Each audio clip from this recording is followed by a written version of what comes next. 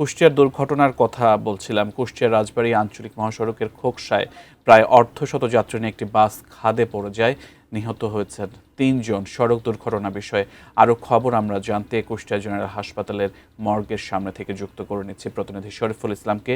হৃদয় বিদারক ঘটনায় শরীফুল ইসলাম, কুষ্টিয়ায় রাজবাড়ী আঞ্চলিক মহাসড়কের অর্ধশত যাত্রী নিয়ে বাস খাদে পড়ে যায়, ৩ জন মারা গেছেন। তাদের পরিচয় জানতে পেরেছেন কিনা বিস্তারিত জানাবেন। আসলে আপনি যেমনটি বলছিলেন হৃদয় বিদারক ঘটনায় আমি যে মর্গে রয়েছি, মর্গের সামনে যে দুইজন রয়েছে, 4 জনের মধ্যে 2 জন খোকসা উপজেলা স্বাস্থ্য কমপ্লেক্সে তাদের মরদেহ রয়েছে, আর এখানে 2 জন রয়েছে। সেই 2 জন অবশ্যই ঈদে বাড়ি আসছিলেন, বাবার সাথে মেয়ে বাড়ি আসছিলেন। সেই মেয়ে মারা গেছে।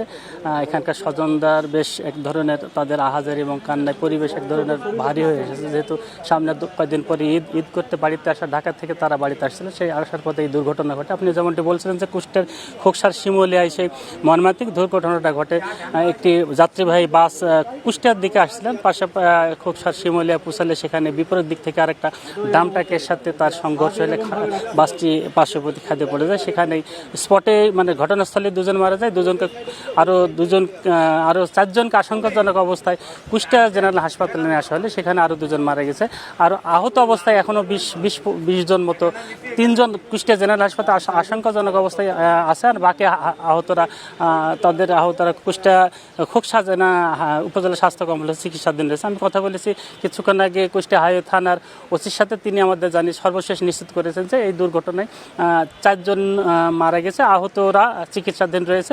আমি কথা বলবো যে শিশুটি মারা গেছে, শিশুটির ভাই আমাদের সাথে আছেন, ভাতিজা আছে। যে শিশুটি মারা গেছে বাবার সাথে আসছিলেন ঈদ করতে, সেই শিশুটির স্বজন, তার কাছে শুনবো আসলে কিভাবে মারা গেল, আপনারা কি শুনেছেন? আমরা আপনার 11:30 ঠিক পরবর্তী সময় আমাদের কাছে ফোন আসে। তো আমরা জানতে পারি যে আমার যে ফুপু রাফিয়া এবং আমার লদাদা, তারা 2 জন আসছিল ঢাকা থেকে। তো এমন অবস্থায় 11:30 সময় আমাদের কাছে ফোন আসে যে খোকসাতে ওই বাসটা অ্যাক্সিডেন্ট করে একটা ট্রাকের সাথে। তো পরবর্তীতে জানতে পারি যে আপনার এই রাস্তার পাশে একটা ডোবা ছিল। তো ডোবাতে বাসটা ডান দিক থেকে আর কি পড়ে ট্রাকের সাথে সংঘর্ষ হওয়ার পরে ঠিক তার পরবর্তী সময়ে সে এখান থেকে নিয়ে আসে। উনি যেমনটি বলছিলেন আসলে এই দুর্ঘটনায় তারা স্বজনরা এখানকার পরিবেশ ভারী রয়েছে। বাকি যে 3 জন এখনো আশঙ্কাজনক অবস্থা রয়েছে, আমরা চাচ্ছি তারা জীবিত থাকুক। এই ছিল কুষ্টিয়া জেনারেল হাসপাতাল মর্গ থেকে সড়ক দুর্ঘটনার সর্বশেষ খবর।